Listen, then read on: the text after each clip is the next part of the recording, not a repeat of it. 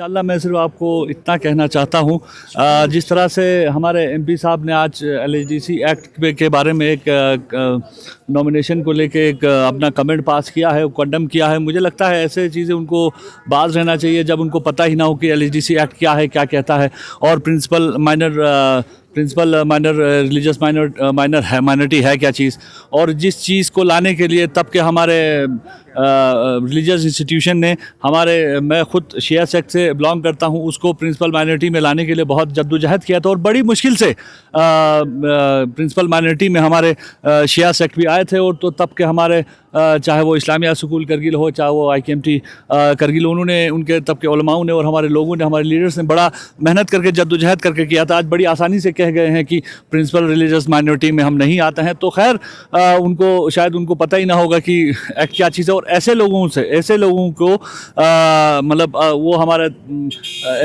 KDA की तरफ से या किसी की तरफ से जो हमारा अभी ड्राफ्ट जाना है, क्या ड्राफ्ट देगा। खैर मैं आपके सवाल पे आता हूँ, तो मैं आपको ये बताना चाहता हूँ कि आपने बखूबी कहा, बहुत बहुत शुक्रिया। मैंने बेशक लगातार 2 साल इलेक्शन मैंने लड़ा है, और अनफॉर्चुनेटली मैं इसमें कामयाबी नहीं हुआ, बट मैंने LHDC एक्ट जो है मुझे पूरा अच्छे से मुझे इसका पता है, इसका वर्किंग, उसके फंक्शन सारे पता हैं।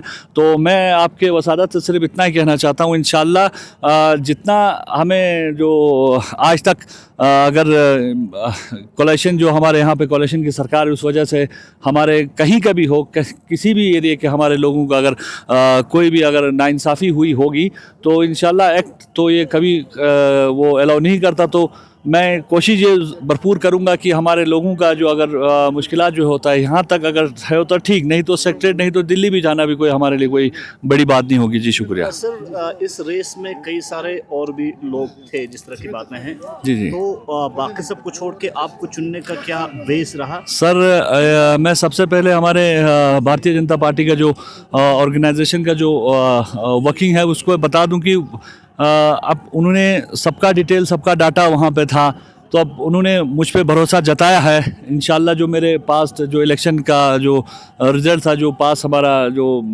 लोगों का सपोर्ट था, और ख़ास करके हमारे जो बड़े बुज़ुर्गों की जो दुआएं हैं, मुझे लगता है शायद उन्होंने ही कुछ कमाल हुआ होगा कि मेरा नाम आया। जी सर, करगिल बुद्धिस्ट एसोसिएशन ने भी कल कंसर्न रेज किया। जी आपके नॉमिनेशन। जी। इसको आप कैसे देखते हैं? उन्होंने कहा कि ये करगिल बुद्धिस्ट एसोसिएशन जो है वो LBA का, मैं समझता हूँ कि सर कि LBA जैसे एक बड़े रिलीजियस बैनर के अंडर अगर आप यहाँ पे उसका नाम लेके अगर कर रहे हो, तो एटलीस्ट उसको भी ये कहूँगा कि एक्ट का उनको जानकारी होना चाहिए। They should have been at least read act once, कि उनको पता लगे कि ये what is principle religious minority. तो उसके लिए मुझे क्या ही जवाब देना, क्योंकि अगर कोई इलीगैलिटी होता तो there is always a court, कि आप कोर्ट में उसको चैलेंज कर सकते हो, बट उसको मैं क्या ही बताऊँ अगर कोई कुछ कहे तो।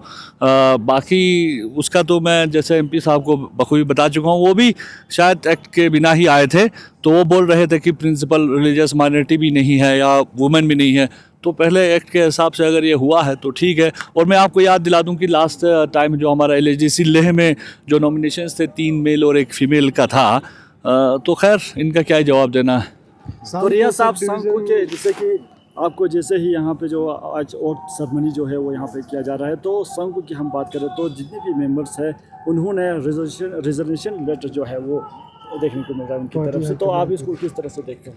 एक्चुअली में किसी इंडिविजुअल का हो सकता है, क्योंकि अभी हमारे ओथ सेरेमनी में आपने देखा होगा, हमारे सांकू से, हमारे बरसों से, हमारे तमाम इलाके से हमारे लोग आए थे। किसी का अगर इंडिविजुअल अगर ये कोई डिसीजन होगा तो उसमें मुझे कुछ इतना आइडिया खास नहीं। नाराज़गी बता रहे हैं, इस तरह की अफवाह है? नहीं, पार्टी में नाराज़गी होती तो अभी आपको ये हुजूम, और अभी आप कल हमारा रैली भी होगा इंशाल्लाह, आप आ जाइए तो पार्टी का आपको दिख जाएगा इंशाल्लाह। जी शुक्रिया।